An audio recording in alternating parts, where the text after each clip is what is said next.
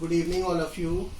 Last video में हम dental products के कुछ कंपाउंड्स को डिस्कस कर चुके थे। जैसे हमने उसमें डिस्कस किया था calcium carbonate, sodium fluoride, stannous fluoride और स्ट्रोंटियम क्लोराइड। ये सभी आपके डेंटल प्रोडक्ट्स के कंपाउंड्स हैं। बाकी के जो कंपाउंड्स हैं वो हम इस वीडियो में डिस्कस करेंगे। जैसे उसमें नेक्स्ट कंपाउंड है इसमें डाइकैल्शियम फॉस्फेट। डाइकैल्शियम फॉस्फेट का जो फॉर्मूला होता है वो CaHTO4.2H2O। ठीक है, ये डाइकैल्शियम फॉस्फेट का फॉर्मूला होता है। नेक्स्ट है इसका सिनोनिम। सिनोनिम क्या क्या हो सकते हैं इसके, जैसे डाई बेसिक कैल्शियम फॉस्फेट हो सकता है, इस नाम से भी हम इसको बुला सकते हैं। डाइकैल्शियम ऑर्थोफॉस्फेट, इस नाम से भी हम डाइकैल्शियम फॉस्फेट को कह सकते हैं। और नेक्स्ट है कैल्शियम हाइड्रोजन फॉस्फेट, ये डाइकैल्शियम फॉस्फेट के सिनोनिम्स हैं। नेक्स्ट है इसकी method of preparation. Method of preparation में क्या है, it may be reacting the solution of calcium chloride with disodium hydrogen phosphate to form a dicalcium phosphate। इसमें क्या करना है कि जो भी आपका कैल्शियम क्लोराइड है और डाइसोडियम हाइड्रोजन फॉस्फेट, ठीक है, डाइसोडियम हाइड्रोजन जो फॉस्फेट है, दोनों को जब हम रिएक्ट कराते हैं तो हमारा डाइकैल्शियम फॉस्फेट फॉर्म होता है। ठीक है, ये इसकी मेथड ऑफ प्रिपरेशन है। जब कैल्शियम क्लोराइड को हम डाइसोडियम हाइड्रोजन फॉस्फेट के साथ रिएक्ट कराते हैं तो हमारा डाइकैल्शियम फॉस्फेट फॉर्म होता है। नेक्स्ट है इसका डिस्क्रिप्शन। डिस्क्रिप्शन में क्या है, व्हाइट क्रिस्टलाइन पाउडर होता है। जो डाइकैल्शियम फॉस्फेट होता है वो व्हाइट क्रिस्टलाइन पाउडर के फॉर्म में होता है, सफेद दानेदार पाउडर। ठीक है, ऑर्डरलेस होता है, कोई ऑर्डर नहीं होता इसका। टेस्टलेस होता है, कोई टेस्ट नहीं होता। और इसकी जो सॉल्युबिलिटी है, insoluble in water and alcohol. जो डाइकैल्शियम फॉस्फेट है वो वाटर और एल्कोहल दोनों में इंसॉल्युबल होता है।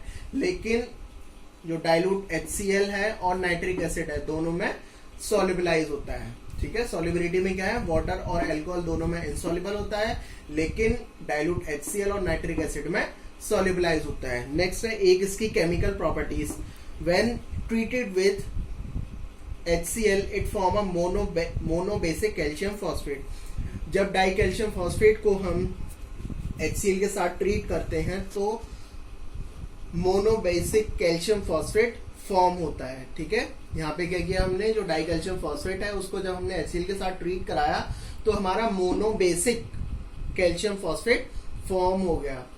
नेक्स्ट इसका स्टोरेज। स्टोरेज कंडीशन कैसी होनी चाहिए, it should be stored in a well close container. इसको हमें ठीक से बंद पात्र में रखना चाहिए। नेक्स्ट इसके यूजेस। फर्स्ट यूज तो इसका यही है कि डेंटिफ्रिक्स की तरह यूज होता है। ये डेंटिफ्रिक्स में डेंटल प्रोडक्ट्स में डिस्कस कर चुका हूँ।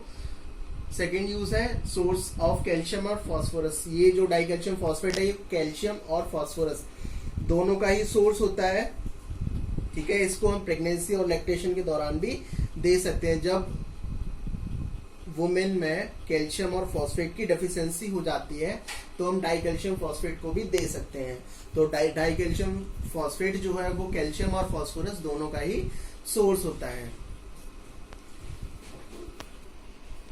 नेक्स्ट कंपाउंड है जिंक क्लोराइड।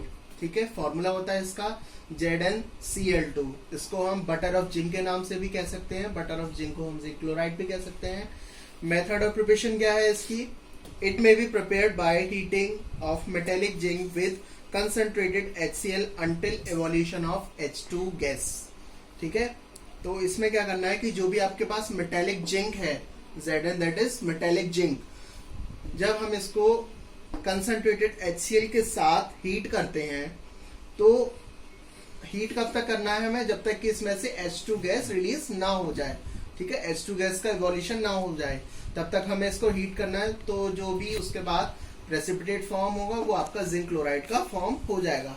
ठीक है, क्या करते हैं इसमें कि जो भी मेटेलिक जिंक होता है, मेटेलिक जिंक को हम कंसंट्रेटेड HCl के साथ हीट करते हैं। कब तक हीट करेंगे, until evolution of H2 gas, जब तक कि उसमें से H2 गैस रिलीज होना स्टार्ट ना हो जाए। फिर उसके बाद हमारा जिंक क्लोराइड फॉर्म होता है।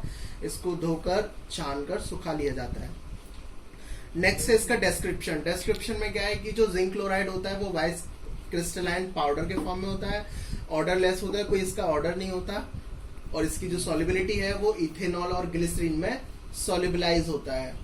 स्टोरेज कंडीशन कैसी होनी चाहिए जिंक क्लोराइड की, it should be stored in a tightly close and non metallic container. जो जिंक क्लोराइड है उसको हमें टाइटली क्लोज कंटेनर में और नॉन मेटेलिक कंटेनर में स्टोर करना चाहिए। ठीक है, नॉन मेटेलिक यानी कोई भी मेटल का ना हो कंटेनर, उसमें हमें इसको स्टोर करना है। यूजेस में क्या है, फर्स्ट यूज इसका है, यूज्ड है डीसेंसिटाइजिंग एजेंट्स। ठीक है, डीसेंसिटाइजिंग एजेंट्स मैं डेंटल प्रोडक्ट्स में डिस्कस कर चुका हूं पहले ही। जो डीसेंसिटाइजिंग एजेंट्स होते हैं वो सेंसिटिविटी को रिड्यूस करने के लिए हम उनको यूज करते हैं। तो जिंक क्लोराइड जो है वो डीसेंसिटाइजिंग एजेंट्स की तरह वर्क करता है। नेक्स्ट यूज है, अगर हम इसको टॉपिकली अप्लाई करते हैं तो ये एस्ट्रिंजेंट प्रॉपर्टी शो करता है। ये हो गया आपका जिंक क्लोराइड। नेक्स्ट कंपाउंड है सोडियम मेटाफॉस्फेट। ठीक है, नेक्स्ट कंपाउंड है, इसका फॉर्मूला जो है वो NaPO3 का होल N, और इस सोडियम मेटाफॉस्फेट को हम मेड्रल सॉल्ट भी कह सकते हैं। सोडियम मेटाफॉस्फेट को हम मेड्रल सॉल्ट भी कह सकते हैं। मेथड ऑफ प्रिपरेशन क्या है सोडियम मेटाफॉस्फेट की, it is prepared by heating 2 parts of sodium nitrate with 1 part of phosphoric acid at 350 degree Celsius. इसमें क्या करना है सोडियम मेटाफॉस्फेट में, कि जो आपका सोडियम नाइट्रेट है उसका हमें 2 part लेना है, और फॉस्फोरिक एसिड है उसका 1 part लेकर उसको हीट करना है 350 डिग्री सेल्सियस टेम्परेचर पे। ठीक है, तो जब हमने इसका 2 part ले लिया सोडियम नाइट्रेट का, 1 part हमने फॉस्फोरिक एसिड का ले लिया, तो जब हम इसको हीट करते हैं 350 डिग्री सेल्सियस पे तो हमारा सोडियम मेटाफॉस्फेट फॉर्म हो जाता है। ये इसकी मेथड ऑफ प्रिपरेशन है।